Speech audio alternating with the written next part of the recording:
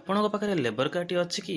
ଯଦି ଅଛି ତାହେଲେ ଆପଣଙ୍କୁ ଏହିସବୁ ସୁବିଧା ବର୍ତ୍ତମାନ ମିଳିବାକୁ ଯାଉଛି। ନମସ୍କାର ଦର୍ଶକ ବନ୍ଧୁ, ଦେଖନ୍ତୁ ଲେବର କାର୍ଡରେ ଆପଣଙ୍କୁ ଏଇ ସୁବିଧା ମିଳୁଛି ଆପଣମାନେ ଅଳ୍ପ ବହୁତ ଜାଣିଥିବେ। ତେଣୁ ଆଜି ଆମେ ଜାଣିବା ଲେବର କାର୍ଡରେ ଆପଣଙ୍କୁ କ'ଣ କ'ଣ ସବୁ ସୁବିଧା ମିଳୁଛି ସେ ବିଷୟରେ ଗୋଟି ଗୋଟି। ତେଣୁ ଭିଡ଼ିଓଟି ଶେଷ ପର୍ଯ୍ୟନ୍ତ ଦେଖିବେ, ଲାଇକ୍ କରିବେ, ସେୟାର କରିବେ। Thank you.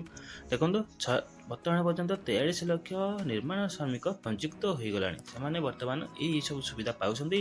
ଆପଣଙ୍କ ପାଖରେ ଯଦି ଲେବର କାର୍ଡଟିଏ ନାହିଁ, ଜଲ୍ଦି ଆପ୍ଲାଏ କରିଦିଅନ୍ତୁ, ଯାହାଫଳରେ ଆପଣମାନଙ୍କୁ ସମସ୍ତ ପ୍ରକାର ସୁବିଧା ସରକାରଙ୍କ ତରଫରୁ ମିଳୁଛି। ତେଣୁ ପ୍ରଥମ ସୁବିଧା ହେଉଛି ଆପଣଙ୍କ ଛୁଆଟି ଯଦି ଜନ୍ମ ହେଉଛି ତାହେଲେ ସରକାରଙ୍କ ତରଫରୁ ଲେବର କାର୍ଡ ଯଦି ଥିଲେ 10,000 ଟଙ୍କା ଆପଣଙ୍କୁ ମିଳୁଛି। ସରକାର ଆପଣଙ୍କୁ 10,000 ଟଙ୍କା ଦେବେ। ଏମିତି କେତେ ଜଣଙ୍କୁ ନା ଆପଣଙ୍କ 2ଟି ଛୁଆ ହେଲା ପର୍ଯ୍ୟନ୍ତ, ପ୍ରଥମ ଛୁଆକୁ 10,000, ଦ୍ୱିତୀୟ ଛୁଆକୁ 10,000। ଅଧିକ ସନ୍ତାନକୁ ମିଳିବନି, ତେଣୁ 2ଟି ସନ୍ତାନକୁ ମିଳିବ। ତାପରେ ଆପଣଙ୍କ ଅଙ୍ଗନବାଡ଼ି ମିଳୁଛି କେତେ? 5,000 ଟଙ୍କା।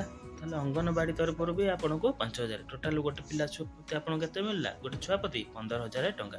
ତେଣୁ ଲେବର କାର୍ଡ ଥିଲେ 10,000, ଅଙ୍ଗନବାଡ଼ି ତରଫରୁ ଆପଣଙ୍କୁ ମିଳିବ 5,000, ଟୋଟାଲ 10,000, 15,000 ଟଙ୍କା। ଆପଣଙ୍କୁ 2ଟି ଛୁଆକୁ ତାହେଲେ 15 30,000 ଟଙ୍କା ମିଳିଗଲା। ତାହେଲେ ସରକାର ଏହି ଆର୍ଥିକ ସହାୟତା ଆପଣମାନଙ୍କୁ ସମସ୍ତଙ୍କୁ ଯୋଗାଇ ଦେଉଛନ୍ତି। ଯେଉଁମାନଙ୍କର ଅଛି କାର୍ଡ ସେମାନେ ପାଉଛନ୍ତି, ଯେଉଁମାନଙ୍କର ନାହିଁ ସେମାନେ ଜଲ୍ଦି ଆପ୍ଲାଏ କରି ଏହି ସୁବିଧା ସବୁ ଉଠାନ୍ତୁ। ତେଣୁ ସରକାର ସମସ୍ତଙ୍କୁ ଦେବେ ବୋଲି ଲେବର କାର୍ଡ ଅଛି। ତେଣୁ ଲେବର କାର୍ଡକୁ ଆପଣ ଯଦି 2ଟି ଛୁଆ, ତାଙ୍କର ପାଠ ପଢ଼ା ବି ଖର୍ଚ୍ଚ ହେବ। ତେଣୁ ଆପଣ ପାଠ ପଢ଼ା ପାଇଁ ସରକାର ବି ତାଙ୍କୁ ସ୍କଲାରସିପ୍ ପାଇଁ 6ରୁ ନବମ ଯାଏଁ 2,000 ଟଙ୍କା, ନବମରୁ ଦ୍ୱାଦଶ ଯାଏଁ ଆପଣଙ୍କୁ 4,000 ଟଙ୍କା ଲେବର କାର୍ଡରେ ମିଳୁଛି। ତେଣୁ ଆପଣଙ୍କୁ ଏହିସବୁ ସୁବିଧା ସରକାର ଯୋଗାଇ ଦେଉଛନ୍ତି। ସ୍କଲାରସିପ୍ ଅନୁସାରେ ଆପଣଙ୍କ ପିଲାଙ୍କୁ ବି ପାଠ ପଢ଼ାଇ ପାରିବେ। ତାପରେ ଆସିଲା ଆପଣଙ୍କୁ କୌଣସି କାରଣବଶତଃ ଆପଣଙ୍କର ମୃତ୍ୟୁ ହୋଇଗଲା। ସାଧାରଣ ମୃତ୍ୟୁ ହେଲେ 3 ଲକ୍ଷ ଟଙ୍କା ମିଳିବ, ଆଉ ଆକ୍ସିଡେଣ୍ଟାଲି ମୃତ୍ୟୁ ହେଲେ ଆପଣଙ୍କୁ 6 ଲକ୍ଷ ଟଙ୍କା ପର୍ଯ୍ୟନ୍ତ ଆପଣଙ୍କୁ ଆର୍ଥିକ ସହାୟତା ସରକାର ଯୋଗାଇ ଦେବେ ବୋଲି ଘୋଷଣା କରିଛନ୍ତି। ଏବେ ଅକ୍ଟୋବର 24ରେ ଘୋଷଣା କରିଛନ୍ତି ଯେ କି ଆପଣ ଯଦି ଆପଣ କେଉଁମାନେ କାର୍ଡଟି ପାଇପାରିବେ? ଯେଉଁମାନେ ଶ୍ରମିକ ହେଇଥିବେ, ମିସ୍ତ୍ରୀ କାମ କରୁଥିବେ, ଡେଲି ଲେବର କାମ କରୁଥିବେ, କୁଲି ହୋଇଥିବେ, ଏହି ପ୍ରକାର ସବୁ ନିର୍ମାଣ ଶ୍ରମିକରେ ଆପଣ ଜବ୍ କାର୍ଡଟିଏ ଲେବର କାର୍ଡଟିଏ ପାଇପାରିବେ। ଲେବର କାର୍ଡରେ ଆପଣମାନେ ଅନେକ ସୁବିଧା ଜାଣିଥିବେ, କିନ୍ତୁ ଗୋଟାଏ ସୁବିଧା ଅଛି ଆପଣ ଯାହାଫଳରେ ଜାଣିପାରୁନାହାନ୍ତି, ଯାହାକି ସରକାରଙ୍କ ସୁବିଧାର ସୁଯୋଗ ଆପଣ ଉଠାଇ ପାରୁନାହାନ୍ତି। ତେଣୁ ପ୍ରଥମେ ପିଲା ଜନ୍ମ ହେଲା 10,000 ଟଙ୍କା ପାଇଲେ। ପାଠ ପଢ଼ିବା ପାଇଁ ସରକାର ତାଙ୍କ ପାଇଁ 2,000ରୁ 4,000 ଟଙ୍କା ପର୍ଯ୍ୟନ୍ତ ଖର୍ଚ୍ଚ କଲେ। ତାପରେ ରହିଲା ଆପଣଙ୍କର ଇନ୍ସୁରାନ୍ସ। ଆପଣ ପ୍ରତିବର୍ଷ 50 ଟଙ୍କା ଦେଇକି କାର୍ଡଟାକୁ ରିନ୍ୟୁଆଲ୍ କରିବାକୁ ପଡ଼ିବ। କାରଣ 50 ଟଙ୍କା ସରକାର ପାଖକୁ ଗଲେ ସରକାର ସେଇଟା ଇନ୍ସୁରାନ୍ସ ଭାବରେ ଆପଣଙ୍କ ଟଙ୍କାଟାକୁ ରଖିଲେ। ଯେତେବେଳେ ଆପଣଙ୍କର କୌଣସି ଆପଣଙ୍କର ସନ୍ତାନ ଝିଅ ଯଦି ହେଇଥିବେ, ତାର ବାହାଘର ପାଇଁ ଆପଣଙ୍କୁ ପଇସା ଦରକାର।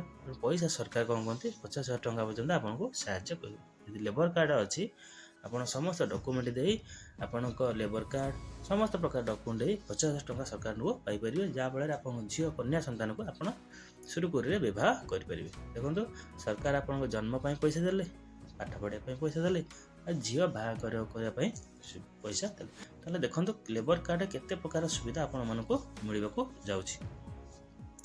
ତାପରେ ହେଲା ଇନ୍ସୁରାନ୍ସ। ତ ଆପଣ ଜାଣିଲେ, ଯଦି ଆପଣ ନର୍ମାଲ ଡେଥ୍ ହେଉଛି ସାଧାରଣ ଭାବରେ ଆପଣଙ୍କୁ 3 ଲକ୍ଷ ଟଙ୍କା ମିଳୁଛି, ଆଉ ଯଦି ଆପଣଙ୍କ ଆକ୍ସିଡେଣ୍ଟାଲି ମୃତ୍ୟୁ ହେଉଛି ତାହେଲେ ଆପଣଙ୍କୁ 6 ଲକ୍ଷ ମିଳିବ। ଆପଣଙ୍କୁ ତ ଆପଣଙ୍କ ପରିବାରକୁ ମିଳିବ, ଯାହାଫଳରେ ଆପଣଙ୍କ ପରିବାରଟି ସୁରୁଖୁରୁରେ ଚଳିପାରିବ। ଆପଣ ଡେଲି ମଜୁରିଆ ବା ଲେବର କାମ କରି ଘର ଚଳାଉଥିଲେ, ଯଦି ଆପଣଙ୍କ ମୃତ୍ୟୁ ହେଲା ଆପଣଙ୍କ ଘର ଚଳାଇବ କି? ତେଣୁ ସରକାର ଆପଣଙ୍କୁ ଇନ୍ସୁରାନ୍ସ ଭାବରେ 3 ଲକ୍ଷରୁ 6 ଲକ୍ଷ ପର୍ଯ୍ୟନ୍ତ ଆପଣଙ୍କୁ ଆର୍ଥିକ ସାହାଯ୍ୟ କରିବେ, ଯାହାଫଳରେ ଆପଣମାନେ ନିଜର ସୁବିଧା ଅନୁସାରେ ସମସ୍ତ ପ୍ରକାର ଫ୍ୟାମିଲି ଆପଣ ଚଳିପାରିବ। ତାହେଲେ ପ୍ରଥମେ କେତେ ସୁବିଧା ଦେଖନ୍ତୁ, ଏଥିରେ ସରକାର କେତେ ସୁବିଧା ଆପଣଙ୍କୁ ଯୋଗାଇ ଦେଉଛନ୍ତି। ତେଣୁ ଆପଣଙ୍କ ଆଗ୍ରହ ବଢ଼ିବା ପାଇଁ ସରକାର ଏଇ ଯେଉଁ ଇନ୍ସୁରାନ୍ସ ଦେଲା 2 ଲକ୍ଷ, ତାକୁ 3 ଲକ୍ଷ କରାଇଦେଲେ। ସମସ୍ତର ଟଙ୍କା ମିଳିଲା, କାହାକୁ ସୁଭଦ୍ରା ଟଙ୍କା ମିଳିଲା, କାହାକୁ କାଳିଆ ଯୋଜନା ମିଳିଲା, ତାହେଲେ ଲେବର ମାନଙ୍କୁ ତ କିଛି ମିଳିବ କି ନାହିଁ? ତେଣୁ ତାଙ୍କୁ 2 ଲକ୍ଷରୁ 3 ଲକ୍ଷ, ଆଉ ଦୁର୍ଘଟଣା ଜନିତ ମୃତ୍ୟୁକୁ 4 ଲକ୍ଷରୁ 6 ଲକ୍ଷ ପର୍ଯ୍ୟନ୍ତ ତାଙ୍କର ଆର୍ଥିକ ସହାୟତା ସରକାର ଘୋଷଣା କରିଛନ୍ତି। ଯାହାଫଳରେ ଏହି ରାଶି ଫଳରେ ସେମାନଙ୍କ ପରିବାରଟି ସୁରୁଖୁରୁରେ ଚଳିପାରିବ, ଆଉ ସେମାନେ ସମସ୍ତ କାର୍ଯ୍ୟ ସୁରୁଖୁରୁରେ କରିପାରିବେ। ତେଣୁ ସରକାରଙ୍କର ଏହି ଯୋଜନା ଫଳରେ ଅନେକ ଲେବର ଭାଇ ଭାଇ ଭଉଣୀମାନେ ଉପକୃତ ହେବେ। ତେଣୁ ଆପଣ ଯଦି ଚାହୁଁଛନ୍ତି ଲେବର ଜଣେ, ଆପଣ ବି କାର୍ଡ଼ ପାଇଁ ଚାହୁଁଛନ୍ତି, ତେଣୁ ସରକାରଙ୍କ ଦ୍ୱାରା ଯେଉଁ ଅଫିସ୍ ଅଛି ଲେବର ଅଫିସ୍, ସେଠି ଯାଇ ଆପଣ ଡକୁମେଣ୍ଟ ସହ ଆପଣ ଆପ୍ଲାଏ କରିଦିଅନ୍ତୁ, ଆପଣଙ୍କୁ ବି ଲେବର କାର୍ଡ଼ଟେ ମିଳିଯିବ। ହଁ, ଲେବର କାର୍ଡ଼ଟେ କରିଦେଲା ପରେ ଆଉ ତାକୁ ଭାବିଲେ ମୁଁ ଲେବର କାର୍ଡ଼ କରିଦେଲି, ତାକୁ ଆମେ ଘରେ ରଖିଦେବି, ବହୁତ ଦିନ ପରେ ତାକୁ ଜାଣିବି ଯେ ଦେଖିଲାକୁ ସୁବିଧା ପାଇବେନି, କାରଣ ତାକୁ ବର୍ଷକୁ ବର୍ଷ ରିନ୍ୟୁଆଲ୍ କରିବ। ରିନ୍ୟୁଆଲ୍ ମାନେ କାର୍ଡ଼କୁ ନବୀକରଣ କରିଦେଲେ ଆପଣଙ୍କର ସମସ୍ତ ଡାଟା ଠିକ୍ ହେଲା, ସରକାର ବି ଜାଣିବେ ଯେ ଆପଣଙ୍କର ଡକୁମେଣ୍ଟ ଠିକ୍ ଅଛି। ତେଣୁ ଆପଣଙ୍କୁ ସମସ୍ତ ପ୍ରକାର ସାହାଯ୍ୟ ସରକାର ଯୋଗାଇ ଦେବେ। ତେଣୁ ଆପଣ ଯଦି ନ କରିବେ ତାହେଲେ କ'ଣ କାର୍ଡ଼ ଅଟୋମେଟିକ୍ କଟିଯିବ।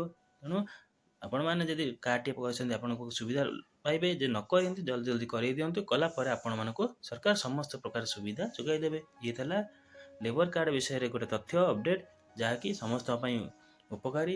ତେଣୁ ଆମ ଭିଡ଼ିଓଟି ଯଦି ଭଲ ଲାଗୁଛି ଲାଇକ୍ କରିବେ, ସେୟାର କରିବେ। ଥ୍ୟାଙ୍କ ୟୁ, ନମସ୍କାର, ଜୟ ଜଗନ୍ନାଥ। ଭଲରେ ସମସ୍ତଙ୍କୁ ଧନ୍ୟବାଦ।